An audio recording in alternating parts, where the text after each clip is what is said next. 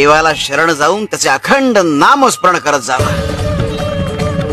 म्हणजे सर्व काही मिळतं. प्रपंचाची आवड असू नये, मात्र प्रपंचातल्या कर्तव्याची आवड असावी. प्रपंचातली कर्तव्य करणं हे पवित्र आहे, हे खरं आहे, पण त्यात गुंतून राहू नये. आणि म्हणून आपण मनाने भगवंताचे होऊन राहावं, देवाला मानावं आणि जे त्याला आवडेल तेच करावं. हेच परमार्थाचं सार आहे. अरे देह केव्हा जाईल याचा काही नेम नाही, पण भगवंताचा विसर हेच मोठं पाप आहे. अरे काल झालेला आज सुधारता येत नाही, पण चालू क्षण मात्र दौडू नका,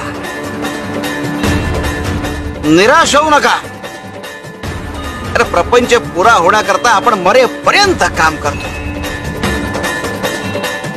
अरे मग भगवंताचे होण्याकरता, भगवंत जोडण्याकरता थोडे कष्ट का करू नयेत?